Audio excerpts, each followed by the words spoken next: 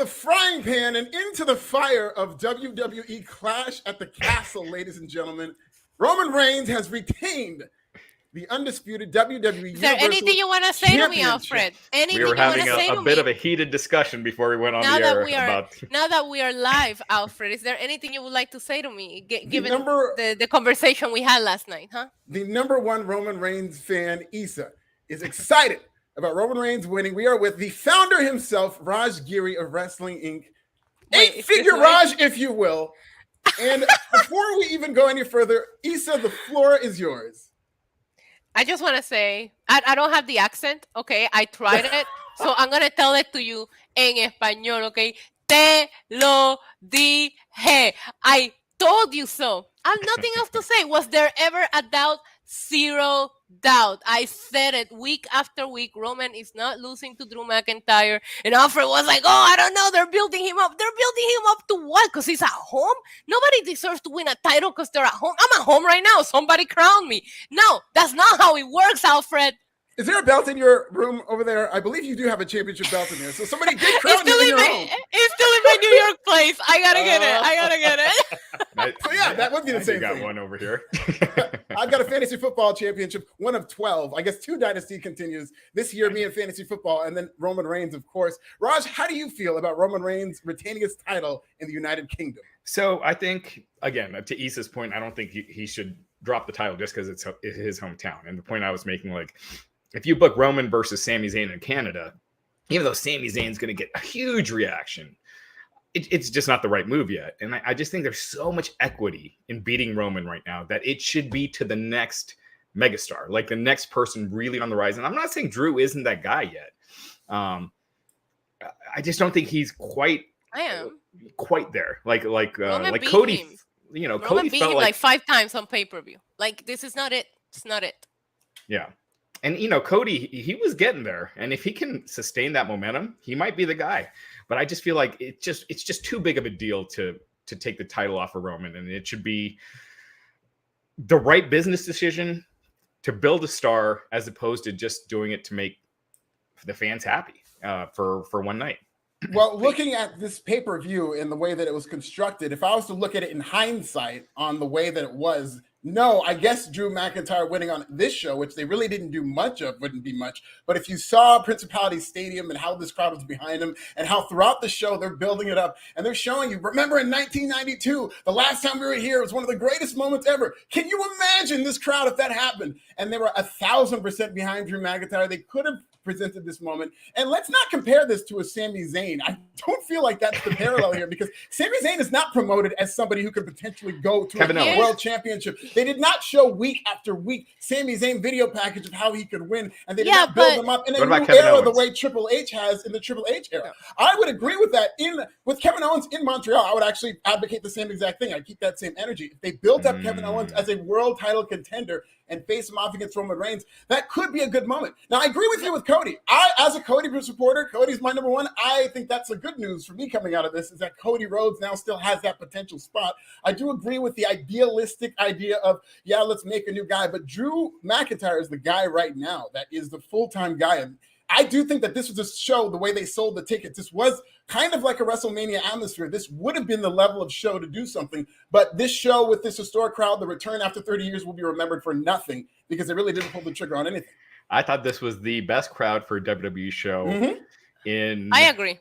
Since I can't even think of when. Like when Let me tell you something, Alfred. I'm sorry to interrupt, but I was going to say, while the crowd was behind Drew McIntyre, they were behind Drew McIntyre solely because he was from there. When Roman came out, as they were booing him, you saw all of the 1,000 lift their ones up in the air while they're booing him because it's the right thing to do because they're in Cardiff.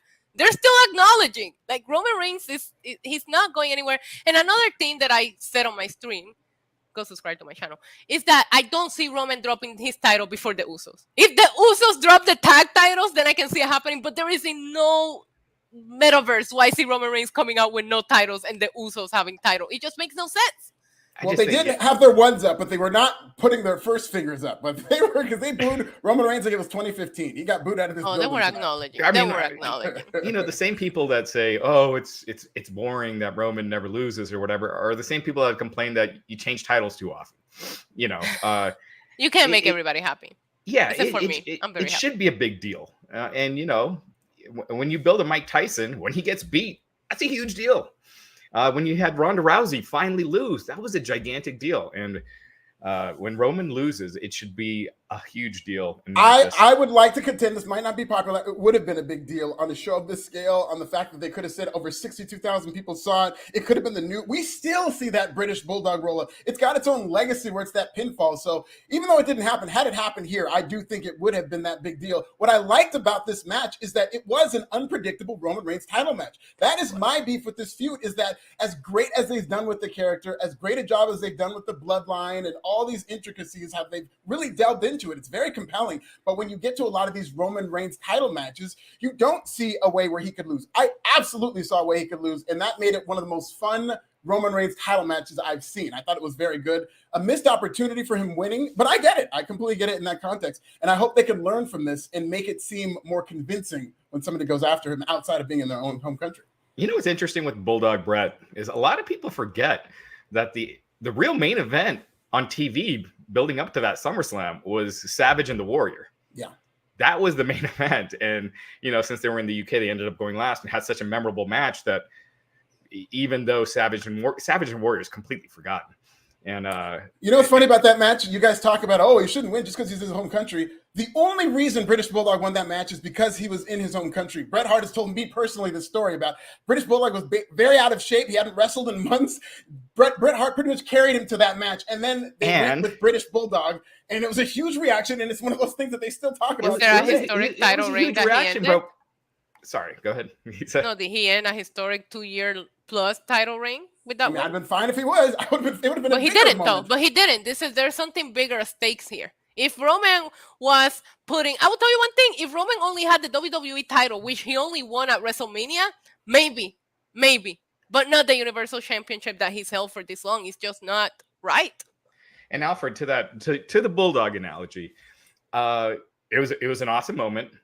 Yes, we remember it. But did he seem like he was world title picture a week later or 2 weeks later? Or a month later? Again, a great moment. Like, we can do in the context of what happened after. A lot of people get twisted what happened with the Austin 316 promo and thought he was a star the next day. There's a lot of inaccuracies, but that was still a great moment. Austin was not a star the week after 316, not 2 weeks after 316. It really took an uphill climb. So, not immediately, and Bulldog did not work out as a world title contender. My only point was, on a show of this magnitude, where you would think they would put a stamp on it, given the history behind Clash at the Castle, there really wasn't any stamp whatsoever put on this show. I thought this was the best WWE pay-per-view, a PLE, whatever you call it. In the moments, but 30 years from now, what are they going to be showing? Oh, that's right. You guys remember when Dominic Mysterio turned heel? Oh, God. Are we doing what's best for the story, or just something that we show a clip of 30 years from now? And sure, it could be all of the above. Two things can be true. They could, if they are competent, which I believe they are now with Triple H. I have faith in the Triple H era. So if they had gone with Drew McIntyre, he'd have something set up, whether it's an open challenge, whether it's Karrion Kross, whether it's building people to come after him. He'd have something to make this interesting. Being interesting is on them just as much as it is creating a moment and following up. If Drew would have won, they would have had him just lose it back to Roman. You know, he's not the guy right now. And, he again, awesome reaction here. Of course, he's in his home country and everything. But you watch SmackDown and everything. It's not like this larger than life, superstar coming out. It's a guy that people like. Yeah, I've been saying it, Raj, because and it's no offense to Drew. I think when you go into 2020, regardless of pandemic or not, going into WrestleMania, you knew Drew was beating Brock Lesnar. He was being built to beat Brock Lesnar. That's not what we built here. We built him in like 2 weeks.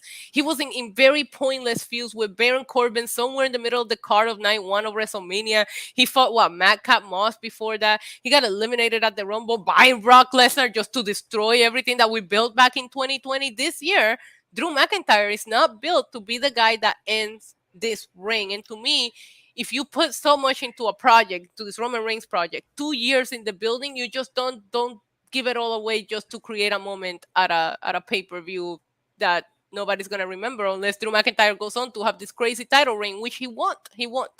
And, we don't know that. And not to keep WWE bringing up is the a same copy- point over and over, but Cody, if Cody is that guy, when he comes back, if he stays that over, where he did come across like a larger than life star, if he could stay that over, he should be the guy that beats Roman.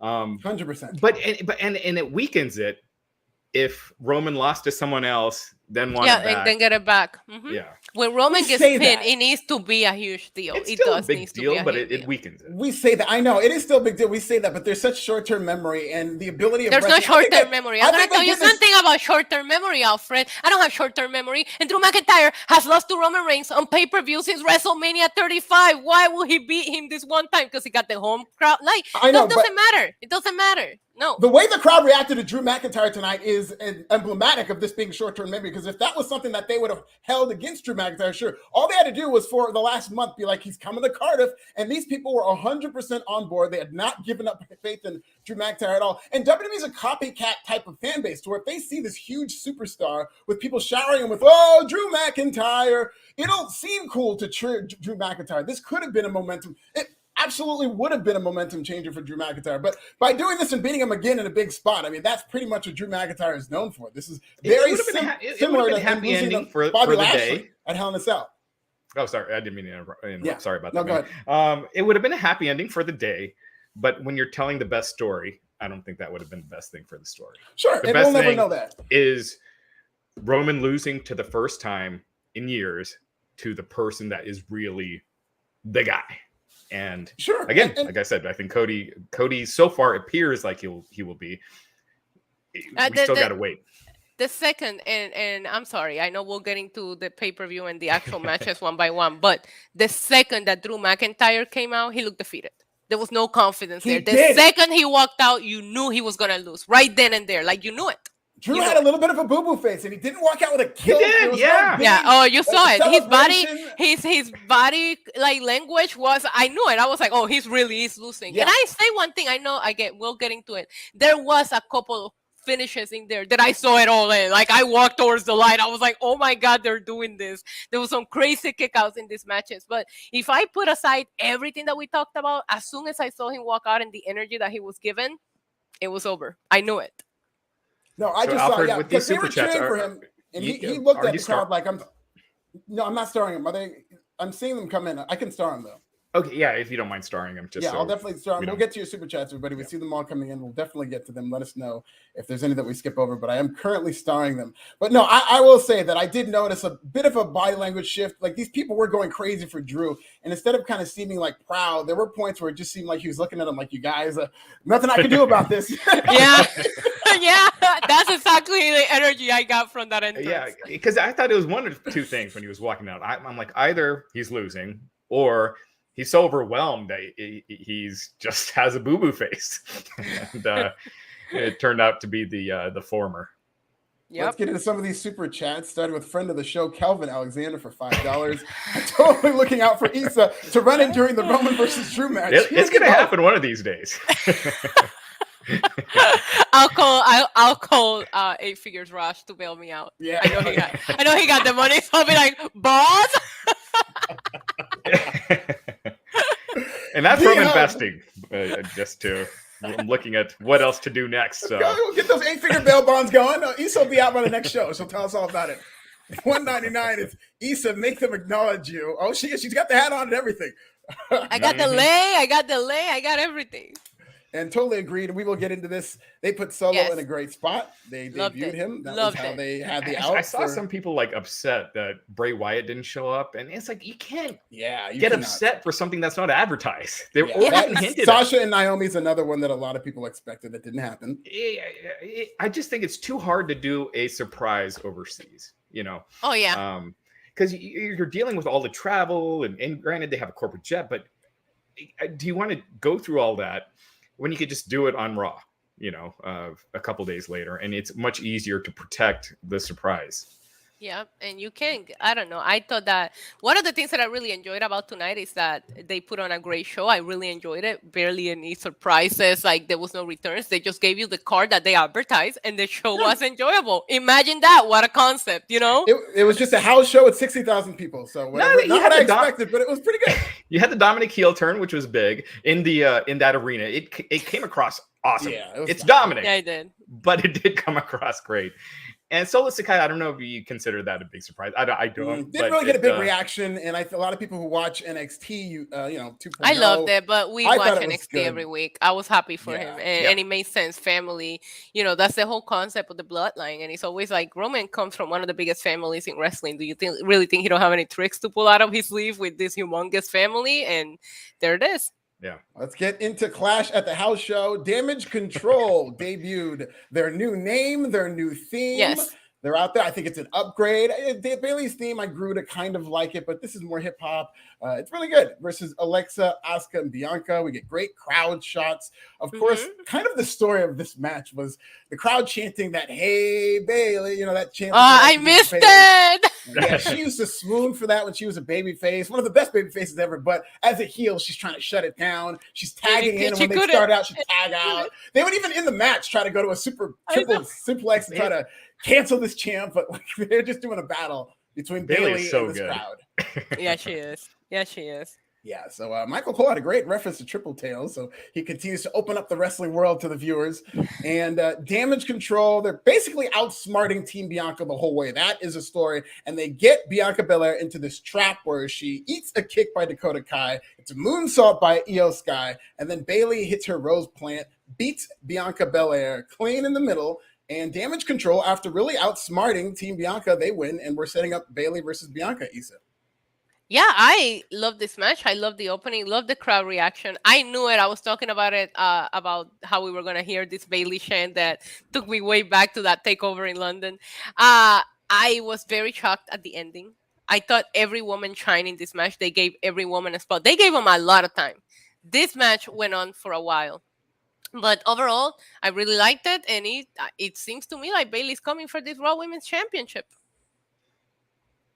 Yeah, I mean, I pretty much called this on Twitter before the match. I was like, Bailey gets the win here, because I think Bianca has not had like a good feud in a while, and a good singles feud.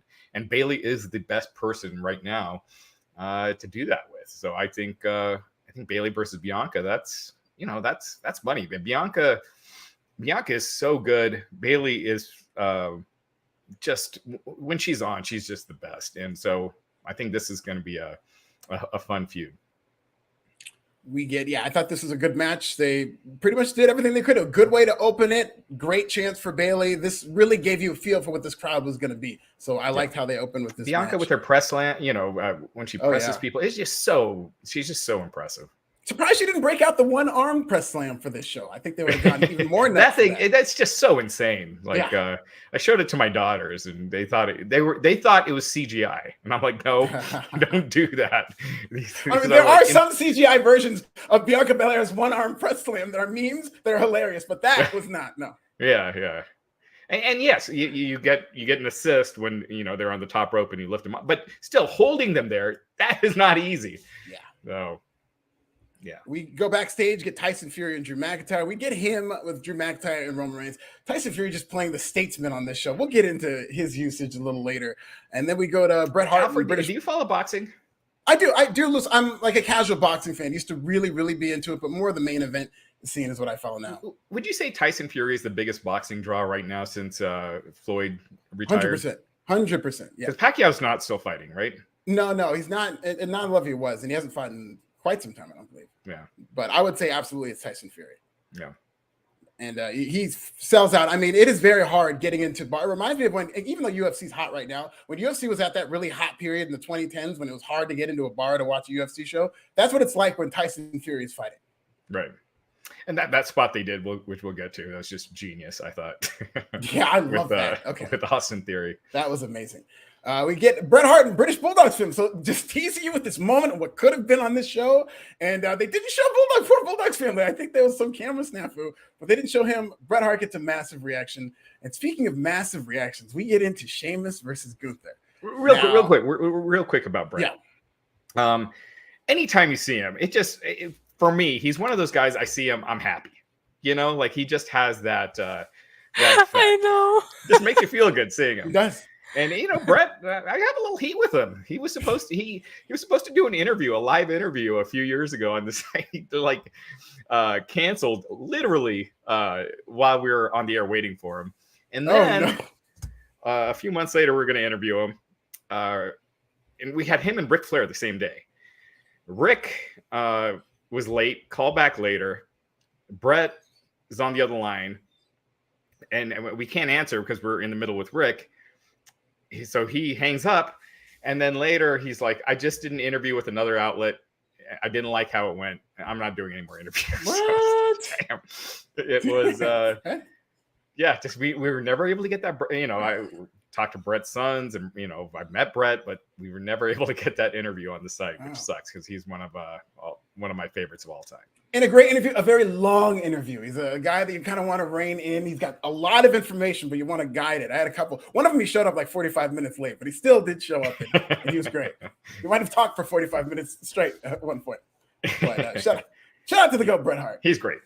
Yeah, great Bret Hart. We get into Sheamus versus Gunther. Crowd really behind Sheamus. Very interesting during the intros, where Ludwig Kaiser's out there. He's bringing back Imperium. He's talking very slow. Here comes Giovanni Vinci, the former Fabian Eichner. He's back in Imperium. And then he announces Gunther. It's still Gunther. I swore they were going to go back to Walter, but it's still Gunther with Imperium.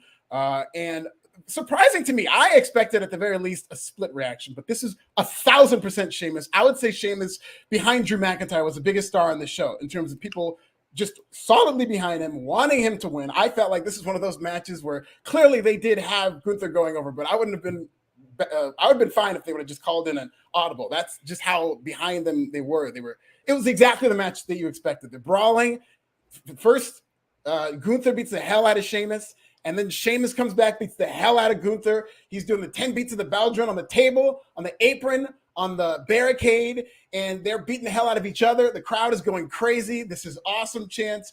Gunther hits a powerbomb. Sheamus kicks out. Gunther comes back with a lariat, and he wins. This is just the epic, big, meaty men slapping meat that it was advertised as. I think that Sheamus' chest was red within minutes of this match, if not seconds. I just thought this was incredible. This is all we could ask for. And really, to me, this set the bar for match of the weekend. Yeah, I'm with you. I thought the crowd was going to be more 50-50. And they were really behind Sheamus. And he was probably number two between him and Edge on this show. It was one of them. But I've always been a story and character guy, right? Where that to me is way more important than wrestling is a work. And so when you're really beating the shit out of each other, doesn't that kind of defeat the purpose? But that being said, I thought this match was just awesome. And like it brought me in, and it sucked me in. I thought it was great. And it was the right finish. Gunther, I think, should have won. He's on a roll right now. And Sheamus was just the perfect opponent for him in this case. And I just thought I loved everything about it. And Sheamus, also with him being so pale, when his chest goes red, it's like so stark and like visually impressive. So I mean, these guys just kicked the shit out of each other, and it was it was great. Yeah, I really enjoyed this match. I wanted Sheamus to win just because I really just want him to become a Grand Slam champ. I think he deserves it. But overall, this match delivered, and he really set the bar. It felt like later on into the night, people were like, "Okay, that's what we gotta live up to. Let's raise the bar," because it kept getting better and better when it came to like Riddle and Rollins. But I just thought this match was violent and brutal. Big meaty men slapping meat all the way, and the send off at the end. I don't know what that was. It made me very curious about if that was a moment for Sheamus to have with the crowd or what is going on here. But at the same time, I'm very happy for Gunther. I did want him to come to the main roster and be booked very dominantly, and they're doing that right now. So good for him. But I was rooting for Sheamus here. And one of the things with Sheamus, because he looks so young, is you forget how long he's been around and like how long he's just been consistently just performing at a high level. You never watch a Sheamus match and be like, that was the worst match on the show. That I can't remember the last time that happened. He always busts his ass. He's kind of underappreciated in a lot of ways. Yeah, and they've been doing this build to the match, which I think has been very good, of these two warriors who you want to see them beat the hell out of each other, but they wouldn't touch. Even when their goons were fighting each other, they just stand there and look. So they did that again to open the match with Fabian Eichner this time, so it's more of an even brawl. And I thought it was great. I thought they did a good job building this match up for exactly what it was and delivering on that. And, again, the flaw, and I think it's a flaw of this whole show, there were a couple of times where they could have pulled the trigger on something that you could remember it for. And even though Gunther's hot right now, they've been telling the story of Sheamus. This whole feud has been a rib on Michael Cole, who has to run down Sheamus's millions of accomplishments and the fact that he's never won the Intercontinental title, though. So that could have been something that maybe they could have paid off. But yeah, I'm fine with this. I like that they've kept Gunther undefeated. You mentioned Michael Cole, and he has been so good lately on commentary. Michael Cole third. Yeah, I just think it's kind of the popular thing to say, like, oh, everything's so much better now without Vince. But it's like, Jesus, it really is. The commentary was better. This show, you had, finishes for every match, no DQs. You're not seeing all these repeat matches on Raw and SmackDown every week. It is a lot better right now. And granted, WWE is getting hot before Vince was out. But it's hotter now. Like the last month, they're 3 shows of Raw doing over 2 million views, which they never do except after SummerSlam or WrestleMania. So they're on a roll right now. And Triple H is just showing, like, AEW, beat NXT consistently. But he's showing that when he has actual stars and a roster and a budget, like a big budget, Right. He knows what he's doing. Yeah, agreed. The fact that he knows what he's doing is why I wouldn't have been worried if Drew McIntyre won, because he'd be in good hands and Triple H would know what to do with that run. But we didn't have to do that. That would have been such a bad decision. Well, not with Triple H in charge. I think it'd have been fine. Miss Linda and Adrian Street, we get a reference. I could have sworn they just did something on Adrian Street passing away. I was pleasantly surprised to see that he was still alive. But, Mandela effect. Mandela effect. 100%. Wait, what is this? Good. This usually happens the other way, where you find out somebody passed away, but Adrian Street was seen in the crowd, and I was like, I could have sworn that they just did a documentary on him because he had just passed. But it's good to see that he's still with us. Incredible. I have those where a celebrity will pass away. I was like, oh, I thought they were dead. Yeah. No. Yeah, that's a Mandela effect. I'm telling you. Mandela effect. Yeah. Well, let's get to a super chat before we'll get to a couple of them before we get to this next match. Can we talk about Edge's mask? We will absolutely talk about Edge's mask. He's coming up in a little bit here. He wore a Rey Mysterio inspired match. Yeah, you and me both. I thought he should have wrestled in it, but we'll get to that. I like Edge showing that respect for Rey, and I felt like under Vince, Rey was treated as almost like an underneath guy. Like he's a guy with name value that we treat him like he's not a superstar, and now he feels like he's being treated with the respect that he really deserves. And I feel like he's getting wins. This was probably his first win on pay-per-view in what? Years? Yeah. I can't even remember the last time he won on pay-per-view. So I just feel like he's getting more recognition for the legend that he is. Finally getting his flowers. Mm-hmm. Fully agree. Stellar Justin Lopez, friend of the show for $4.99. They need to run that ish back. Sheamus has been one of the most underappreciated workers for years. Sheamus should beat Gunther eventually. Have no problem with that. Should have been tonight. I think it would have been a great way to cap off winning that Intercontinental Championship. And I mean, this was one of the, Issa even said going into this pay-per-view, this was her most anticipated match. Yeah. And this would have been a great stage for Sheamus to conquer. And I was just astounded by how over he was with this crowd. You would have thought he was in the Drew McIntyre spot. Whether they knew it or not, had Sheamus won, that would have been the British Bulldog moment. Because I think Sheamus walked into this as an underdog and people kind of expected Gunther to win. But had he won this match, I think people would have gone crazy. That pop would have been huge.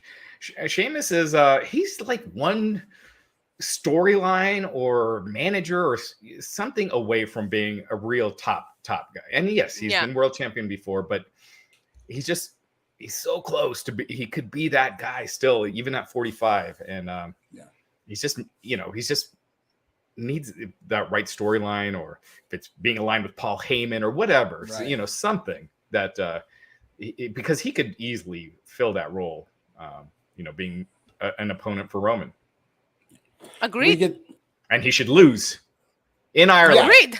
If they go to Ireland, I would have no problem with Sheamus winning in Ireland. Anywhere else in the world, sure, you could beat Sheamus. I don't care. Bring him to Inglewood and beat Sheamus here. That's fine.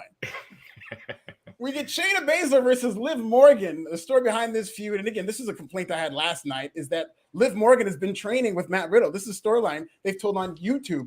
But the story of this match, fans were behind Liv for the ring intros, but really not too much into this match. Shayna Baszler's dominating the arm, working over the arm. Liv Morgan has counters for it, is able to slap on a triangle submission in addition to a arm bar, but afterwards, Liv traps Shayna in a triangle. She comes back with her finisher. I can't even remember what it was called, off the second rope. And she wins the Oblivion. She wins with the Oblivion, clean in the middle, as I did predict last night on this show. So it looks like they're setting up Liv Morgan beating Shayna Baszler to get to Ronda Rousey. I want to see Ronda and Shayna as a pair, as like a duo before they split off. I think that'd be a lot of fun. We see how much better Ronda is playing off of somebody. And I think her and Shayna could be that, to where she and Shayna get together as a force. Issa. Yeah, this still wasn't the convincing win that I need to stop looking at Liv as a I don't know, she doesn't convince me as champion. I'm glad that she got the win, and I'm glad that she got it clean, but I really just wanted to see a little more aggressive side of her here, which we did, but she kind of had to fight from under. Like, it wasn't like that whole, I'm going to mess you up, I've been training for this moment, kind of win. It was more of a, I better get it now or I'm going to get my ass beat here. I really, really just need, now that you beat Shayna, she needs to start presenting herself as a believable champion. Like, I did it. She gives me those vibes of, oh my God, I can't believe I'm champ. And it's like, why should I believe that you can be champ when you don't even believe it yourself? And I'm tired of her reign being booked that way. So hopefully we'll see. We'll let it play out and see where it goes from here. But if you give her the win over Shayna, then let's start booking her like a real champ and not this fan that got to be, because that's what it really feels like sometimes with her. If this was the low point of the show for me, I'm sorry, it was my least favorite match in the show.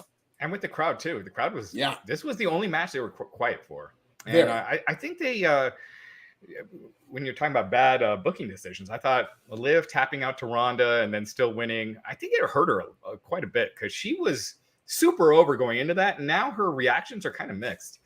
And, I'll say it did hurt her the most on the show after, where the crowd absolutely turned on her. I was very concerned and thinking that was going to be a trend. They haven't quite turned on her, but yeah, she does come off as not the real champion because of how they did that. Not only that, but how they built up Ronda Rousey now as a super babyface, like she's Stone Cold Steve Austin. I don't think is going to help Liv Morgan with this feud.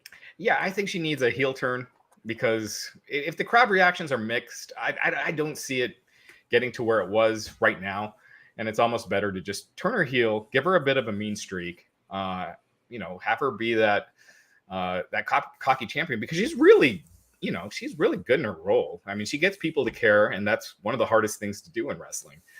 So I just think turn her heel, because right now it looks like she's lucking in to winning as opposed to being a real champion. And I just think the real champions that get over, that come across as big stars that you could main event a pay-per-view with, like a Charlotte Flair, Ronda Rousey, Becky Lynch, they feel like they're badasses that could, beat your ass. And I think Liv doesn't have that right now. If Liv does not beat Ronda Rousey the next time they face off, beat Ronda Rousey, this will have been a Jinder Mahal effect, where a world title reign brings her worse. I think it's going to tremendously hurt her if she goes through this whole title reign, flukes into a win over Ronda Rousey, loses a second time. I think it'll be huge damage. Yeah, I'm with you. I was concerned when Shayna first came out. I was like, wow, no reaction. And then I'm thinking, well, they haven't really done a lot with Shayna recently. But then Liv came out and the reaction was just as quiet. And I was like, oh, that's not good for either one of these women. So I personally just, I get that she's playing a character, this whole underdog thing, but it's just not helping her title reign at all. And I just don't find her a believable champion. Yeah, they reacted toward the end, and then the ring intros, Liv got a pop and Shayna got booed. Then the bell rang, and they were just like, all right, we're going to go get popcorn. She did get a pop again after she won. Yeah, toward the end of the match, they did pick up. She hit a powerbomb off the second ropes. They really did like that. Right. We got another super chat from Stellar. Justin Lopez for $4.99. Liv is playing a role. She just needs to be herself. Liv even told Ariel in an interview that she hated the finish. The surviving champ works for a heel. Yeah, I agree. I think she should be a heel. She's got charisma, and that's like one of the things you can't teach. And one of the things that's most responsible for making someone a star. And she's got that. So it just right now it's not clicking. Let's talk about Edge in a mask. In fact, the first thing in my notes underneath this match is Edge is in a mask, which he came out to a huge pop. They gave a good pop to Rey Mysterio too. And Edge has a very Rey Mysterio-esque mask. It's really cool. It's black and red. He's got his getup on. I thought he was going to wrestle in it. I get why he wouldn't, but I will say this. I don't know if it was just my ears deceiving me. He got an enormous pop for his music. When he walked out with that mask, I feel like people were a little confused and there was like a pause and they're like, oh, no, that is Edge. And they went back to cheering for him. So it was great entrances for Rey and Edge. I think they give them both good reactions. El Borde Libre. That's his luchador name. Because that's how you say Edge in Spanish. Yeah. Say that again. El Borde Libre. That sounds badass. Yeah, I thought it was so well done, him coming out with Rey's mask. Yeah. Again, paying respect to Rey. In 1997, with all the crazy stuff that Rey was doing when he was like on Nitro with the all the flips and stuff on the concrete, at ringside, who would have thought that he'd be the one guy from Nitro? Him and Jericho would be the two guys that are still wrestling today. And here he is. So yeah, I mean, I'm just so impressed with Rey, and I liked Edge paying that respect, and you could tell like it was legitimate. Edge has all the respect in the world for Rey. Loved the entrances. This match was awesome. The fans were so into it. It was Edge was so over, and so was Rey. Kind of a party match. Let's get into it. This really might be Edge's last year in terms of him. He said some comments recently in Toronto that this might be his last year. And when you saw how he worked this match, he went balls to the wall. He hit a 619. He went diving out of the ring. He speared Priest to the outside in that Big E spot. We had a bunch of great spots. There's Damian Priest getting crushed on the barricade and having this cartoon cell where he just. I thought it was great. I loved it. This guy's great. Damian Priest has been really good in the Triple H era. His promos, he's really stepped his game up. Dominic, okay, so this is the good thing about this whole, we did get into Dominic turning heel. Here's why I thought it was so effective. Dominic Mysterio was attacked by Rhea Ripley, his daddy. She just beat the hell out of him like she usually does. But then he came in, he tripped Finn Balor, helps Rey Mysterio win. So 619 into a spear. Rey Mysterio and Edge wins. So you're thinking, okay, I predicted that. Everybody predicted maybe Dominic is going to turn heel. But after seeing this finish, you're thinking, oh, your guard is down. Dominic helped them. They're going to stretch this out even more as they've done in the past. But then almost out of nowhere, he kicks Edge right in the crotch and then clotheslines Rey Mysterio. And each of these gets an enormous reaction from the crowd. We're talking about what this is going to be remembered for 30 years from now in terms of something sea-changing. This could be the moment. It was a good moment. Dominic's heel now, and he's being painted as more of a confused kid. So what did you think about all this, Issa? I loved everything about this match. The crowd was having fun, and I feel like everybody was having fun here, right? I love Edge's entrance. I love the heat that Damian Priest was trying to get with Edge. I think at some point he looked like he spit on him. Like Damian Priest really had a problem with Edge, and commentary was doing such an awesome job at getting it over. Ultimately, I feel like I said this with the opening match, everybody had a moment to shine. Everybody looked good. The sell of the crotch spot was absolutely incredible. I popped for that. At the end, Dominic, I thought it was a nice surprise. We all saw it coming, but like you said, because of the fact that he helped them win, you didn't think it was going to happen. My favorite part about the turn was that Rey Mysterio just stayed in the ring hugging Edge instead of going after his son to figure out what was wrong. That's the reason why he turned to begin with. But overall, this was fun. It was good fun.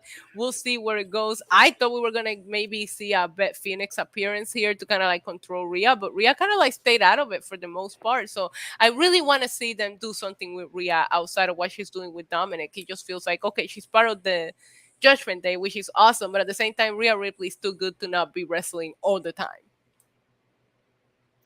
Yeah, I thought a few minor things, but that are really big things, I think, is Edge's reaction when Dominic crotched him. you could tell he's a seasoned actor because it was just perfect. The way he looked at him and just fell. It was just like that was some good storytelling right there. And then Dominic really laid his shit in with Ray when he clotheslined him. He didn't take it easy. So that all being said, it was awesome. It was like, it reminded me, the reaction from the crowd, it reminded me like stuff we'd see in the 90s because this crowd was so hot. Not like Hogan, but like when you'd have a big heel turn in the 90s. But it is Dominic. And it's where does this go? I mean, what's next? I think is the big thing. Like, are we thinking Dominic can beat Edge, or is even on that same level? Maybe, I don't know. I just think we'll see where they go from here. But maybe he needs a manager or something. But he's been presented as such a weak character over the years that just a heel turn all of a sudden doesn't make him someone you think is tough. Yeah, not the heel turn in and of itself, but the execution, how he's able to perform as a heel. And this is where the real work begins with the Triple H era. It's very easy to ride this momentum of honeymoon period. Vince is gone. We're in this high right now. AEW is kind of on a dip in terms of momentum. So WWE has all the momentum on its side. And it's easy to succeed with guys like Karrion Kross just coming in, Roman Reigns, Drew McIntyre, keep that going. But it's the Dominic Mysterios that are going to tell you just how good this era is at creating stars and developing talent, because that is going to be a project. He's in a big spot right now, and the project and the challenge with Dominic Mysterio, can Triple H in this new era now cultivate a guy who, to Raj's point, has been pretty cold over the past couple of years, and I don't think has been booked very well. He's been getting his ass kicked by Rhea every week, which I love seeing. I love Rhea beating him up. I don't know why. Me too. But it's great. I do too. We're masochists. Someone in the chat, Joe's Mo, saying Dominic could join Santos, and I kind of like that idea. I love that idea. I think he needs to be in a group. And I thought he did great. Like once he turned heel, the way he was feeding off the crowd, going to the back, the ref reminded him to take his shirt off and throw it. But when he did it, it was great. And I thought he was really good in that role. It wouldn't make sense. They did cut to Judgment Day kind of celebrating, but because he screwed them and then went away, it doesn't really make too much sense. Celebrating, they were trolling. I love the reaction. They were great. Pushing Dominic to do this for so long. It was awesome to see them laughing. This was one of those cases where I almost felt like Judgment Day should have won. Just because 100%. They haven't had a big win in a while. Like Edge beat Damian Priest just a couple weeks ago in Toronto. SummerSlam, what was that match again? It was against Dominic and Ray. Dominic and Ray won, right? After Edge came. Gosh, I'm forgetting. I was in Europe with like short-term memory, no sleep when I watched it, so I'm totally forgetting. But I just feel like Judgment Day needs a little bit more. Yeah, we'll have to confirm for the chat who won, because I never forgot too. But yeah, good match. I thought this was a very good match. Crowd very much reacted to it. And I think it only got better from here, because we go into Seth Rollins versus Matt Riddle, storyline that they've been borrowing from UFC to build this up in terms of that face-to-face via satellite press conference. They went the John Jones, Daniel Cormier route. I thought that was great. And this started out the way a match like this should have. There was a lot of pageantry to start. Riddle doing a shout out to SpongeBob SquarePants, I believe, with his gear. And then here comes Seth Rollins doing Elton John / Curry Man. Just the most ridiculous flame outfit you ever saw, but he pulls it off.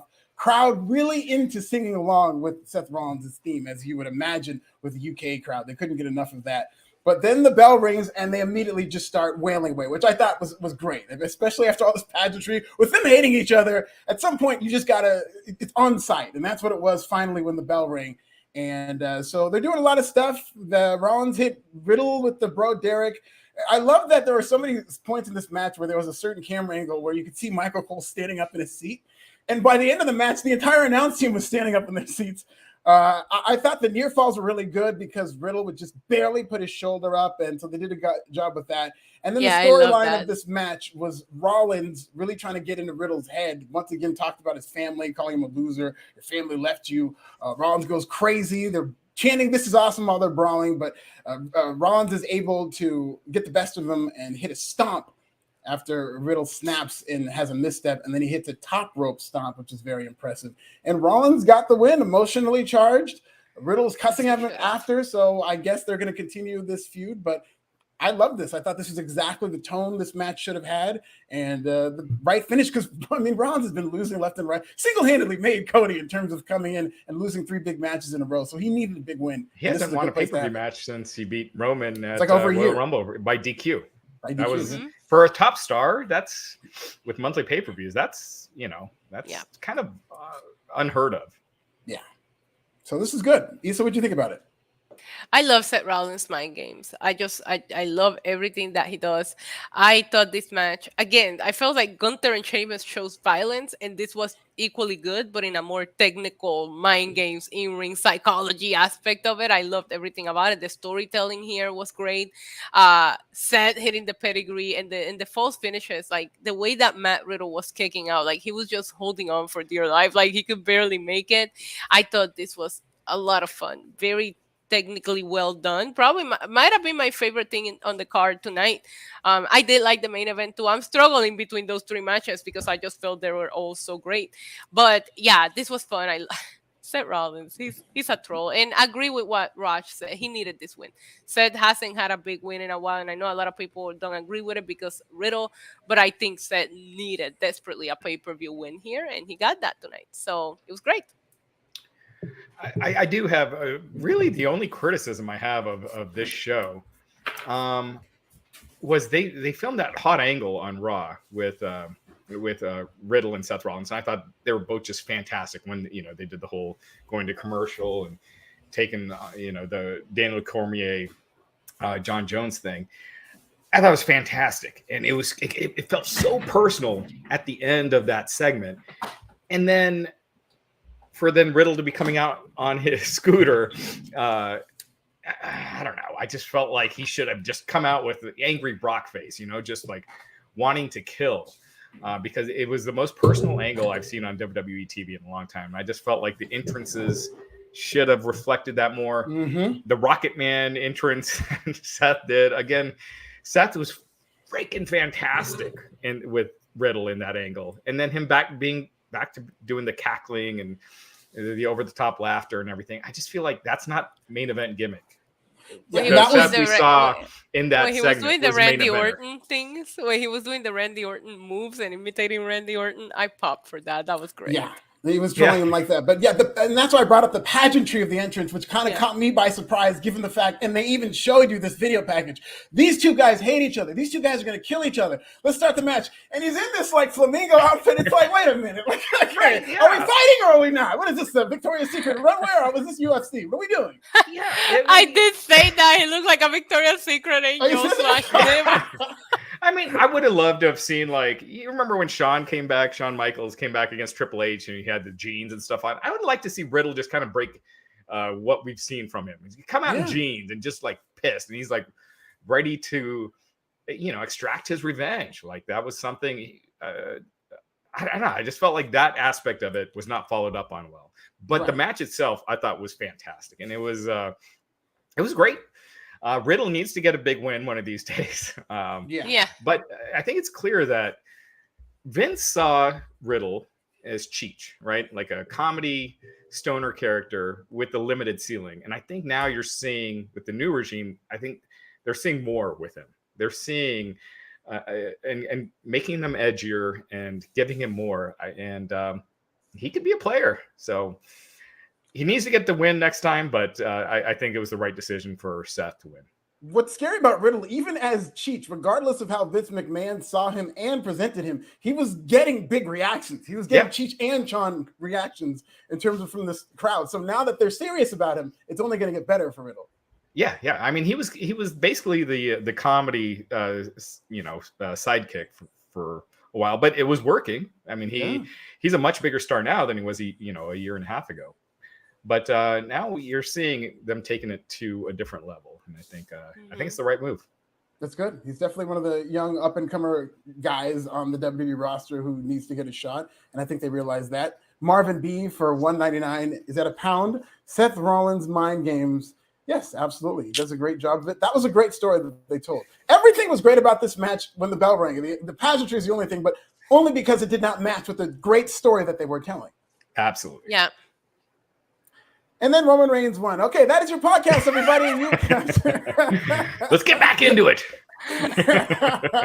No. Okay, so we have our main event, Drew McIntyre versus Roman Reigns. Again, I'm so glad you said that, Issa, because this is something that I absolutely thought. I even went looking for it on Twitter, didn't find this too much, but I absolutely thought when Drew McIntyre walked out, I was expecting, at least a kill. You talk about pageantry. This could have used it in terms of bagpipes or whatnot. Very basic entrance. He kind of walks out, very little energy. He's had back problems, but he walks out. The fans are going crazy for Drew McIntyre, though. They're chanting, "Oh, Drew McIntyre," much like the Seven Nation Army. So he is the conquering hero that they want him to be here. Roman Reigns comes out, plays his role perfectly, gets booed at some point in the match, early on in the match. So I like this. This is something of the Triple H era that was a staple in NXT. They showed Karrion Kross in the crowd. So he's one of the next contenders, and they show him in the crowd with Scarlett. That was just a really cool little touch that Triple H would do in NXT that he's brought now to the main roster. And within little times, Karrion Kross, I don't know if this is how it's supposed to look.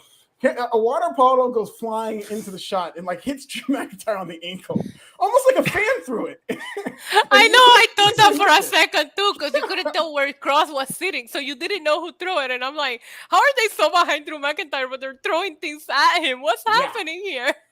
And when McIntyre reacted, I was legit thinking like, oh God, some fan is about to get their ass beat. But it was Karrion Kross, so I don't know if it was supposed to hit him. If maybe they were just being safe, like they didn't want him to get hit in the face. Right. But Drew McIntyre confronted Karrion Kross, and that was about his involvement in this match. As he threw a water bottle, let Drew McIntyre know he was there, and then we really didn't see him again after this.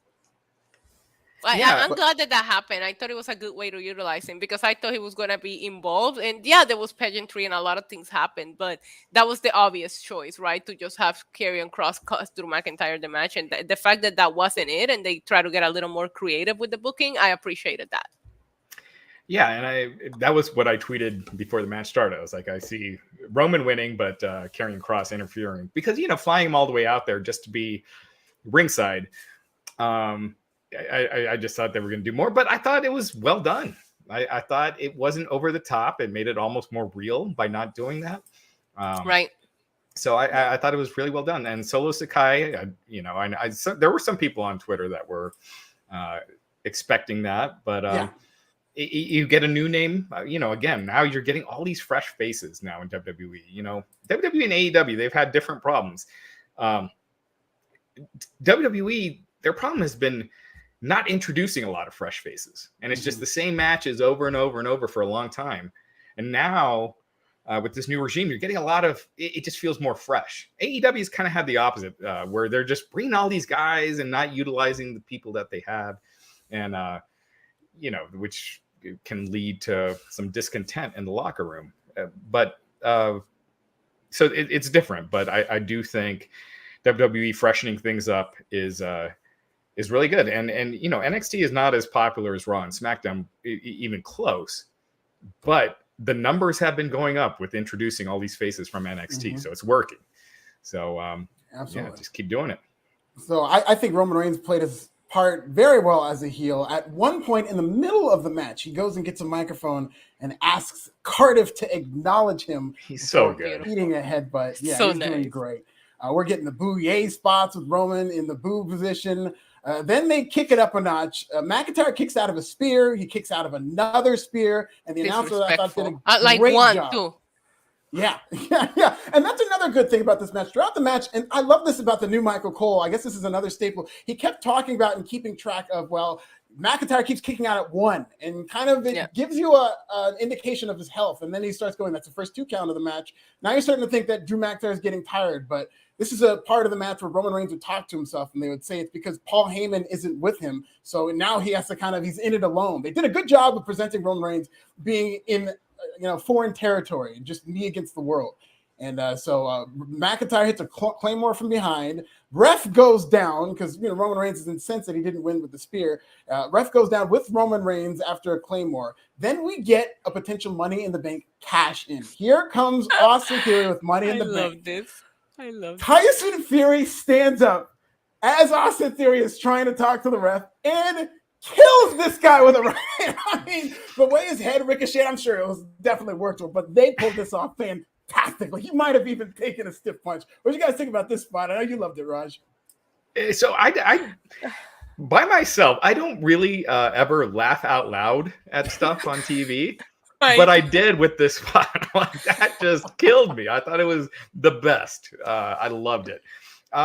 One of the things with Roman, he's one of the best at this, and Drew was freaking awesome at it as well, is letting the crowd cheers sink in and the emotion from the audience and just playing to that and not doing too much right off the bat, like letting it build. And, the first 5 minutes, so heated in that arena, and they didn't do much, they did very little, and they just played off of it. It made the match seem gigantic.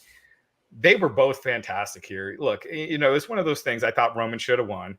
If Drew won, I wouldn't have thought it was a crazy bad business decision. I just don't think when you're telling the story that he should have won here, because you want that next gigantic star to get that win. But anyway, I just thought they did such a fantastic job. This match was, I criticize when they overdo the kicking out of finishers, because it's done so often now. But when you're doing the main event, it's cool. When you're doing it, third match on the show and everyone's kicking out of everything, it's not as effective. But I thought everything about this match was really good, and I agreed with the ending. So yeah, and in the ending, we'll get into the ending. Reigns kicked out of the first Claymore, which is very rare. Drew McIntyre ends up hitting a second Claymore after the distraction off of Tyson Fury. And I mean, this seems like the moment. The crowd is on their feet. I'm on my feet in my place. This moment right here is why I loved how they built up Drew McIntyre, because this is where I legitimately believed that Drew McIntyre was going to win this match because of the job they've done, because they're in his hometown. And at like 2 3/4, the ref goes sliding out. You don't even see it. They have a great replay of this, of him, Solo Sikoa pulling the referee out, and the crowd is just furious. You would have thought like an actual fan had done that. And the crowd is furious. Solo Sikoa reveals himself. Roman Reigns hits the spear, and he wins 1, 2, 3. After this, the epilogue, as great as Tyson Fury was within this match, the epilogue was very cringe. They're just kind of trying to get these people not to riot and say, let's sing some songs, everybody. The crowd is booing. They end up playing along, singing American Pie, but it's one of the more traumatic moments. You'll realize it's almost like there's a traumatic event that has happened and you're trying to sing to not remember it. And that's just basically what's going on. They're singing songs. The crowd is furious, but kind of singing along. And listen, Roman Reigns retains. I've loved this run. I love the fact they built up a challenger. I would have had no problem with Drew McIntyre winning. I think that was the right choice. But they can continue the storyline, and they've done a good job with Roman Reigns so far. Issa, I'll let you have the floor. Yeah, I enjoyed everything about this match. There was a lot of great, again, in-ring psychology from both of these competitors. I told you, as the biggest Roman Reigns fan, I felt disrespected when this man kept kicking out at 2. I was like, what is he doing? And I love that Michael Cole pointed it out because it was aggravating. But then when he said, he kicked out at 2, that's exactly what I thought about, right? Like, okay, he's coming down. We're getting there. I love the Tyson Fury spot. I wish it would have ended at that, because I did found the end a little bit cringy, but that is the way to use him. As soon as they announced that he was going to be in the crowd, I was like, God, please don't let him be involved in the title match. It wouldn't make any sense. Like, I don't want him to help either one. And then we see him backstage talking to both of them earlier on in the night, so they built this anticipation of, if this guy really going to be involved here. The way that Austin Theory, if it was even a sell, I don't know, he might have taken an actual punch here. But I love the way that they did the spot. With the ref bump, I thought that was going to be it. So Sikoa coming out later on, felt like a genuine surprise, because I thought when Lil Nate took the spot, I was like, okay, that's it. That's gonna be how Roman wins. He's gonna find a share, he's gonna cheat, and then he's gonna get the pin 1, 2, 3. But there was still so much more that happened after that, and I think it was one of those spots where that Claymore kick, something happening there. I gotta go back and rewatch it. That I really did think that Drew was winning it all at one moment there. There was a kick out by Roman that was like 2.99999. Drew did hit a spear on Roman Reigns at one point. That's what it was then. Yeah, it was like a crazy, very last millisecond kick out by Roman. I like seeing Solo Sikoa here. You and I review NXT, and you know that we were saying he's ready for a title. You gotta do something with him. But he did look bigger than NXT. So him joining the Bloodline now, I'm very curious about how they're going to book him, being the one member of the Bloodline that's new, that the crowd might not be familiar with. He doesn't have a title. We'll see where they go here. But it makes sense. And again, the whole point here is the Bloodline. So to see an addition that's not Sami Zayn, that's not the Usos, I think it's going to get people curious around Solo Sikoa and who he is. So I'm excited. Overall, A+. I love all the crazy stuff that went out here. But at the same time, I did think that Drew McIntyre and Roman Reigns shine. They put on a great match, which they always do when they're in the ring together. And yeah, either one guy could have won at any moment, and I believed it. So overall, fun pay-per-view, fun main event. It was great. I thought this match, so I think right now, Roman Reigns is the best wrestler in the industry. And to me, a wrestler doesn't mean just doing moves. It's getting crowd reaction, owning your character, being that character, and just owning the room. And he does that better than almost anyone right now. I think he does it better than everyone right now. And I thought this match proved it. Outside of Roman's match with Brock at WrestleMania, which was a stinker. It wasn't bad. It just wasn't good. And I think a lot of people had heightened expectations. But outside of that, he brings it every time. And his matches are just always really good. And this match was fantastic. And he gave Drew a ton. I did not think Drew was hurt with this loss, because there was outside interference. And Drew, he kicked out of 2 spears, I think, at least. And yeah. Okay, within this match, you could say that, but within the context, if we're gonna, again, I do believe in the short-term memory, and they could heat this guy up and stuff like that. But me personally, the next time they put Drew in a position where, maybe this will be Drew McIntyre's moment, I might just take that whole month off. I'm done with the narrative of, listen, I myself, people thought I was being mature. I said his days as the top babyface are done when he lost that match to Bobby Lashley 2 years ago inside Hell in a Cell, when they built him up and beat him time and again. And this is another example of them beating him in this big match. So at this point, he's just lost one too many times. He's basically the Cleveland Browns. I don't understand. What more do you want for Drew? He had an Nothing. Excellent title reign. He beat a bunch of really good people, and his time is up right now. You know what I mean?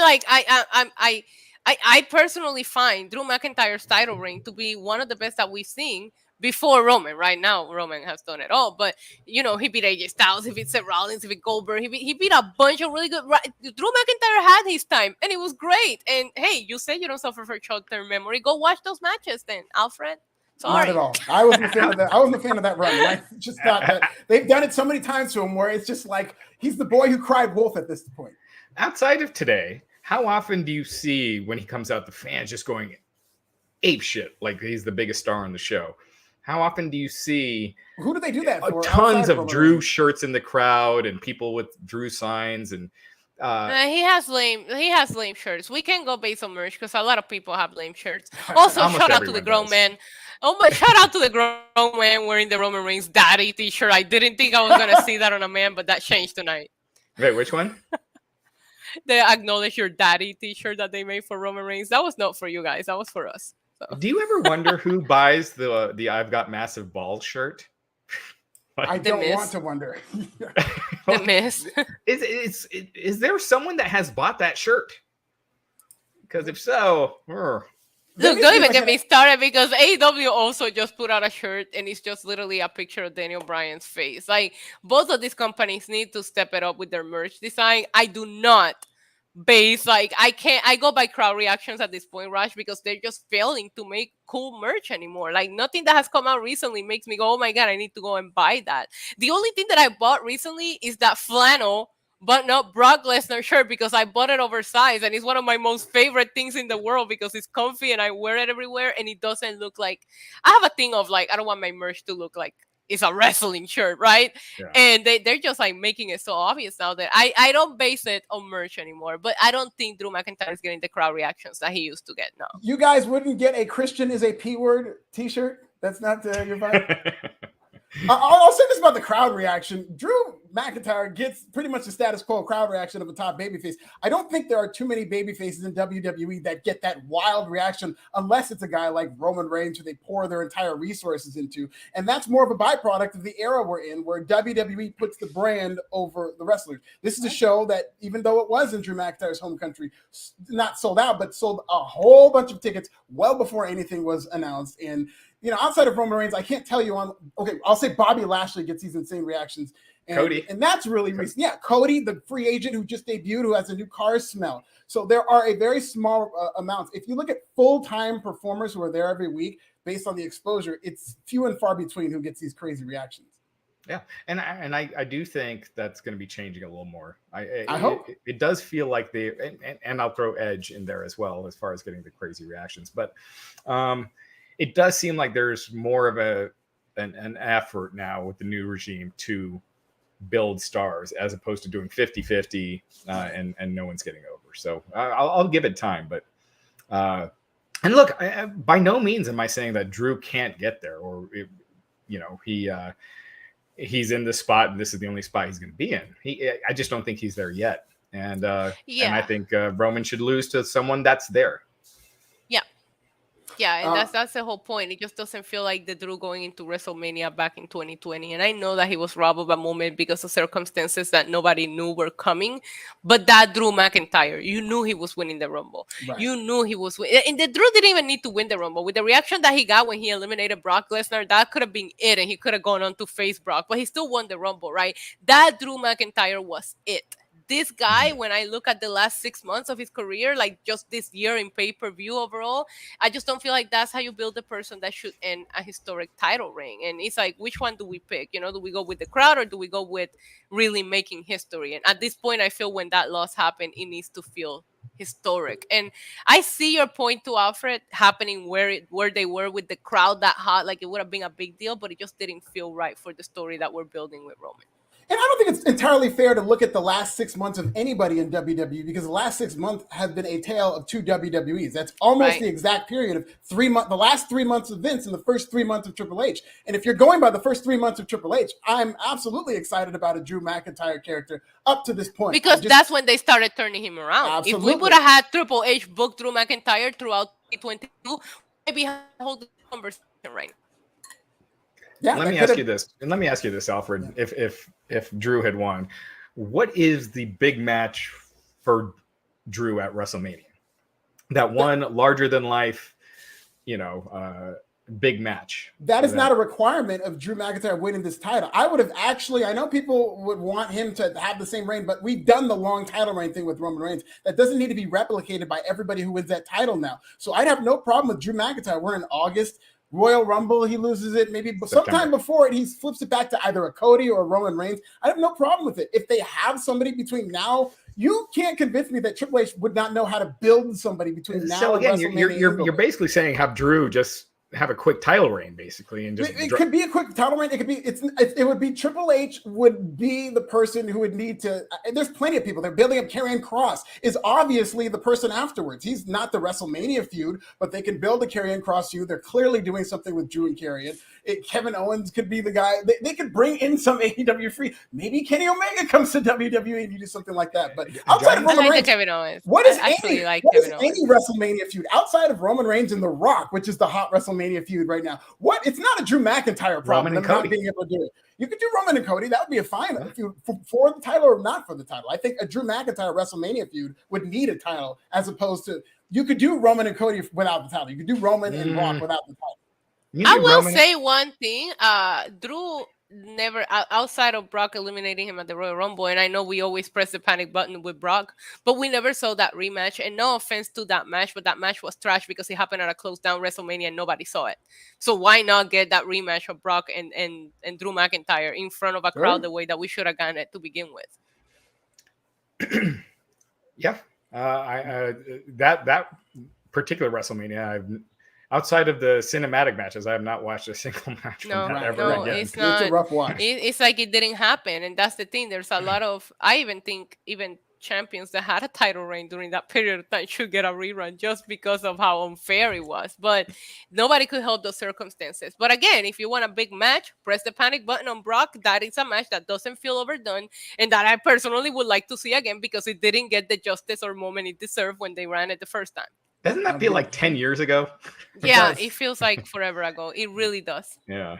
Mike Zeri, and the fact that we didn't even get fans back in an arena until the following WrestleMania, like we spent a whole year like that. That to me is still mind blowing. It was just last year where we had fans back, and it feels like it's been years.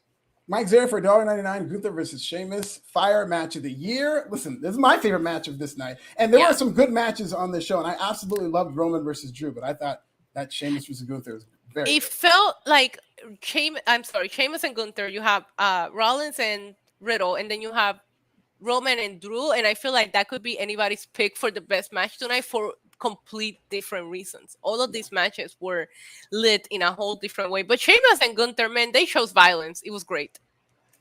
Yeah, I thought almost all the matches on the show were great.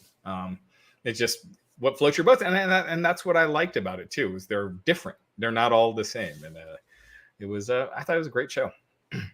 And we have Marvin B for $1.99. Theory with the Money in the Bank is turning into a joke. We'll see if he ends up ever cashing it in. I think that'll help a lot of things. I kind of do like that idea that the Money in the Bank is this thing where they've been teasing it. This was a good spot for him to go in there and cash it. And if he has it, it's one of those things. This past Wednesday on Dynamite, it might seem like a small thing, but it's really not. Jon Moxley takes a contract, a golden ticket for his world title, puts it in the middle of the ring.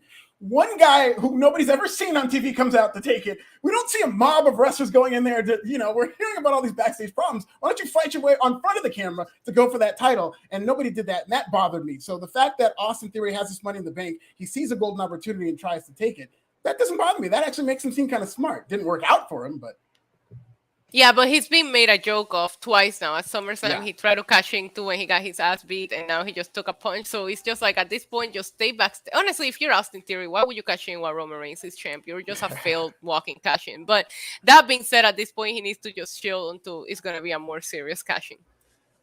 I thought Austin was great in that promo with Johnny Gargano this past Monday on Raw. I thought it was a funny spot during, tonight with Tyson Fury. It didn't make him look weak, though, but it's not one of those permanent kind of things. Like, they can easily change that. So it wasn't like he cashes in? What's that? Do you think he successfully cashes in when it's time? No. I don't. Yeah, it's hard to see it. We'll see. But unless he drops the briefcase, but I'm tired of that storyline, too. They've done it a little too much recently with the Miz. Sorry. Roman, what's going on? I was thinking that SummerSlam would have been because you had the last man standing step. And if you had it where Roman and Brock knocked each other out and then Austin just ran in and just stood there for the 10 count, that would have been a good way to do it without hurting Roman or Brock. But that'd be nice. I don't see it. I don't see Austin successfully cashing in. I will say this. He still has plenty of time. If he is to cash it in, he would benefit from an edge run where he had it for close to a year, where it's a year from now, I could see them heating up to the point where whoever's champion, you could see him beating them. But if he does cash in, it has to, I think, be down the road where they really build him up. Yeah. Let's talk some kayfabe here. Just imagine being Austin Theory. You're holding this briefcase and you're looking one way, you have Roman Reigns. You're looking over here, you have Gunther. You're looking over here, you have Bobby Lashley. It's like I would have not even fought to get that briefcase. Well, you look at Austin and he's got a good physique and everything. You can make him more credible. I don't think it would be hard to do. You just gotta, at some point, you got to give him more of an edge. Yeah. So Stephen Marchaculi says $1.99 Cross versus Reigns at Survivor Series. It's interesting. What do you think? I don't see that happening. We'll see if by Survivor Series Cross is done with Drew. I've always talked to you guys on Friday nights that I feel like Cross is after Drew. He'll get to Roman. I feel like he'll come for Roman eventually, but right now he is after Drew McIntyre. And yes, my dog wants to be acknowledged 24/7. And plus, they're still doing the brand versus brand gimmick. Yeah. And so it would be Roman. I don't know what you do because now. Well, you could technically do. Roman versus Kevin Owens. Kevin Owens, if we're doing the brand thing, I think is a Raw guy. But they usually do champion versus champion. But since they don't, I could see Roman versus Kevin Owens. Roman fights himself as Survivor Series. Yeah, how about that? Or Issa would like that, I'm sure. I'll pay some money for that. DM233249. Do you guys think the bloodline will turn on Sami Zayn now that Solo is there and Kevin Owens come to have Sami Zayn's storyline? Yeah, absolutely. I think that's where we're going. Oh, for I sure. love it too. I love that story. Yeah, KO and Zayn versus Usos. I think that might be when the Usos drop the titles, possibly. Me too.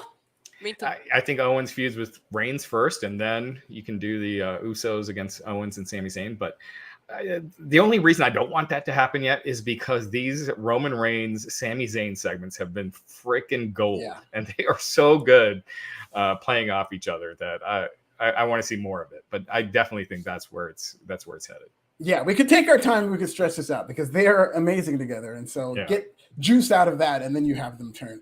Lewis Kelly for £2. First time watching live. Always listen the day after. Well, welcome, Lewis. I hope you're enjoying us. Thank you, Lewis. Solo Sokoa Saturday.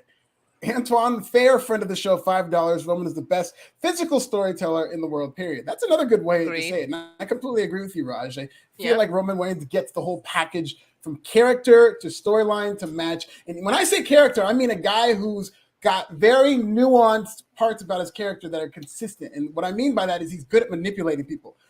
He manipulated Jimmy Uso into joining the bloodline when he came out with those Nobody's Bitch t-shirts. Now he's falling in line. He's doing the same thing with Sami Zayn right now, where now he needs a friend in Sami Zayn because his best friend's over there. So he needs his best friend to get some intel, and he's doing the same manipulative join me loyalty type gimmick. So he's really consistent with that. And then you get him in a live crowd, and he knows how to do the little things to make a big match work. Yeah, when I look at, like, you look at Seth Rollins when he does the over the top laughing, it comes across as someone playing a character, acting. Yeah. Whereas Roman comes across as, Roman Reigns, other guy. There's, CM Punk. There's a bunch of guys that when they're cutting a promo, they don't feel like they're playing a character. They feel like that's who they are. And Roman is, he's just one of the best at it. Yeah, and add a little bit of the it factor. Like when you see Roman Reigns airport test, or you showing a picture of him to somebody that doesn't watch wrestling, people will ask, who is that, every single time. And that is very, very necessary. And you see some guys that, are super tall, super strong, and they still don't happen to have that it factor. Roman has it. Oh yeah. And our final super chat, Jared Wilson for $4.49. Sheamus has been criminally underrated for years, and reworker doesn't get the credit he deserves. Sounds like Sheamus is getting a lot of his flowers today, and even on this show, of us talking him up, and even on Clash of the Castle, I think this is a good night for Sheamus because I absolutely do agree with that. I think it's because they pushed him too hard out the gate. So once a guy kind of comes down from that, you see him at a certain level. But I think he's great. I think he's an underrated Hall of Fame type caliber. Yeah, but being pushed the right way in the last few months, I would have not been mad if Sheamus was in Drew McIntyre's spot tonight. And Sheamus and Roman Reigns have a crazy story. Think about it. Sheamus he cashed in on Roman, beat him when he won his first WWE title. Like, I would have not, because if it's like, let's say there's a couple of throwaway matches with Roman Reigns, right? Just to keep the reign going. I would not mind to see Sheamus in that spot tonight. Yeah, knowing what I know now about this reaction, me too. No, go ahead, Raj. Real quick from Kelvin, he says Roman is the best because he does all the little things well, which I agree with. Yeah, no, he's got it all figured out. He's on another level right now. He's been great. Who do you think won the show? Like, who do you think benefited the most from this show? Dominic Mysterio. I could see that. Like, as far as good one. Where they walked in and where they're leaving, that elevation. I could see that. It's fair. I'm gonna say, Roman, but he don't need to win anymore. So I'll switch it up and say the Judgment Day. I really enjoyed the Judgment Day here. They didn't even win, but like Alfred said earlier, post Triple H era, the Judgment Day has felt differently, and I just really enjoyed their work on their match today. Yeah. And Solo Sikoa's debut is going to be another talking point coming out of this. But again, for a show that I just thought was so historic, and the crowd delivered, and they delivered on making this seem like it was a big deal. In the grand scheme of things, this will not be a memorable show. I'd say I Gunther would be my pick. I feel like he kind of came across as like I will say I he could would be in love that to main go. event picture now. I'd love to go with you there, but he did not come off as a star to this crowd, which was a big shocker to me in terms of them cheering. Eventually, as they're ringing General and all that, I think they were catering toward a response, but those people 1,000% wanted Sheamus to win. And even though Gunther did, I'll always remember this as a match that Sheamus lost than the match that Gunther won and become a bigger star. Yeah, and I also just wanted to add that a lot of people are talking about all these like Roman Reigns. It needs to end, like his reign. We need a champion on Monday Night Raw, and it's just like, why? Monday Night Raw is doing the best ratings it's done in what, years without a champion on TV. Why would you want to push that button now when it's obviously not necessary? It's not a matter of having a champion there. It's a matter of booking your talent the right way. So just throwing it out there, it's like, no, Raw is doing great. SmackDown's doing great. Why? What's the issue here? My criticism, the only thing I'd say to that is I would like to see Roman on Raw more often, and not just SmackDown. But it's an actual, that's a great point. Like Raw is doing their best numbers that they've done, and I think they should unify all the titles. I think the women's title should be unified. I just feel like it feels way more important when you got one belt and the champions go back and forth between the shows, as opposed to two champions, and it just waters it down. Like the tag titles, it just felt. Instead, you had instead of having one set of titles that feels important, you had two sets of titles that didn't feel important. Which would you rather have? Yeah, and allow me to remind you that, because I don't suffer from short-term memory like Alfred said, this was not Roman's idea. Roman's always considered the WWE title a secondary title. He said it in his promos. This was Brock Lesnar, the one who wanted to fight Roman and unify the title. Roman never went after that title. He always made it feel like a secondary title, and the Universal Championship was the best title for a year. He won it because Brock Lesnar did that, not because he was after it. Well, I don't think that's what WWE wants you to think about their. But that's what Roman wants you to think. That's the story they want to tell. But I agree that the ratings have been good in terms of. Now, I would love to have Roman Reigns or any WWE champion go back and forth, and whether it's defending the title on TV or whatnot, I think a show could benefit. What I think Raw has done, and this is something that people suggest that they didn't do in the Vince McMahon era, they've taken that U.S. title and made it the de facto world championship. Bobby Lashley, again, we talked about those crowd reactions he's been getting. He's a U.S. champion. They've been doing video packages. They've been having title matches. So in Roman Reigns' absence, Bobby Lashley does feel like a world champion, and they've done a good job elevating that title in place of the world title. Yeah. He needs a hot feud right now too, I think, Lashley. But yeah, he absolutely. They need to do some. It was funny because he's running around with that WWE title, and since then hasn't even said the champion's name. He's just challenged for that U.S. title. But the problem, one thing with Lashley, he never really lost the title. He has a claim to a world title rematch. He was taken out of that Elimination Chamber match without ever getting pinned or beaten, and he beat Brock. So there's a lot more you could be doing with Lashley right now, in my opinion. And finally, Jared Wilson again. He says for 179 that DM Dominic Mysterio clothesline on Rey was sick. Speaking of DMs, I've got to check mine. I'm sure I have one or two of them. As do you guys, seeing how the social media world works. This has been a fun chat. I had fun talking about this show. We have a lot of directions that we could go that hopefully they do take. But at the Raj Giri, he's the founder. He's I'm glad we changed your mind, and now you agree that Roman should have won. I wouldn't say that, but yeah, but at some point, I'm still waiting for Isa. You were right. That would be good enough for me. I'm gonna look at that super chat. Look at that super chat that came through just now. I'm gonna acknowledge Isa, but I didn't hear the English accent, so I'm a little disappointed that we didn't shouting out the Indubitably. I know. Indubitably. Isa was right. Leonza Duncan. It's been a fun show. She is at NYC Demon Diva with a 1 on Twitter, and her NYC Demon Diva reactions. Go look at her reactions to Roman Reigns going over again at Clash at the Castle. So that was a doozy. You guys have a great time, and we will see you right back here tomorrow for AEW All Out. Thank you, everybody. Bye.